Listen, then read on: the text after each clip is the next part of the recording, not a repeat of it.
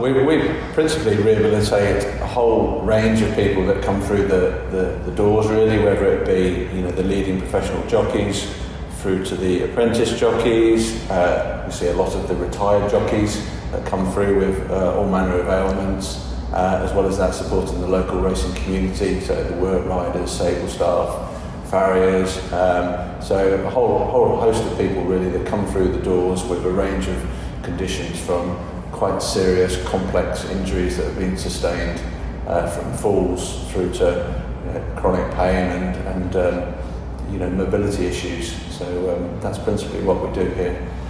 And then obviously for the injured jockeys and fit jockeys, sort of my role then is to sort of end stage rehab and liaise very closely with all of the team, from a clinical wing, and then just try to, for the fit jockeys, sort of push and improve their performance on the horse. Can we make them a fitter, stronger jockey than they were previously to give them a better chance of being successful? Have a number of classes as well. The classes can be for the beneficiaries, again, to try and just help with their mobility and their general strength, keep them fit, keep them active. Then Glenn does a lot of work with the jockeys in terms of just building up their general strength, robustness, and hopefully make them a little bit more resilient when they do get a fall.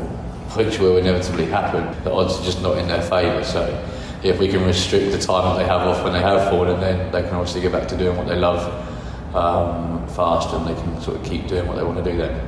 Yeah. And other aspects that we deliver here as part of the clinical team as well. We've got a nutritionist who's Ollie, who comes in every week and has a clinic, and we'll definitely liaise quite closely with the jockeys and give them nutritional support. It's a huge bonus, isn't it? To can help, with the provision of supplements and things like that to help their recovery and their long-term weight management, which is of course a massive issue in the sport. And then we have clinical psychologists that work with us each week as well, so again can help the athletes and the beneficiaries as they're recovering from injury, illness, or just simply any mental health issues that they might be struggling with.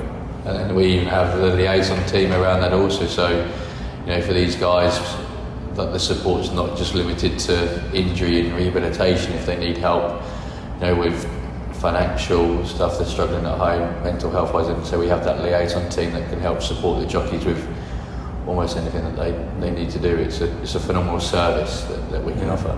There's a social element to it as well, isn't there? We have a number of social events, and you went away on the beneficiaries holiday to Spain, and there's other holidays that are organised by the charity, just to give some of these guys, particularly those that have had very serious injuries or elderly people that are perhaps a little bit isolated, the opportunity to have that social integration. Absolutely, yeah. The IGF pretty much do it all, for a better way, isn't it, really?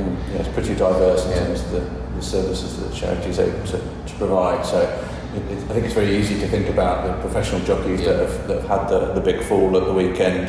Yeah, it's understanding how we can help them, and even from a treatment point of view, they can go to the racecourse and get a quick sort of 10-minute bit of treatment, and trying to understand if they've got a longer term issue, just to put on the brakes and come in here to see the physios, Ross, Rob, Emma, Jess, for 45 minutes, 60 minutes to sort of get the problem looked at, or then if it is in the gym, let's just work what we need to do to give them some stimulus. They can at least know that they've done something. They don't have to be in the gym to do some exercise for 45 minutes. For 60, we can do a nice quick 20-minute blast, get a good sweat on, and then get them to go out the building. If they're shorter time, we can be very flexible for around them. But at the same stage, what's nice that I see that we do very well is we try to create an environment where we try to get them almost to forget about racing, just for that little bit of time that they're in here, so they can switch off, have a focus on something else, and then when they leave here, they can obviously get back to that madness.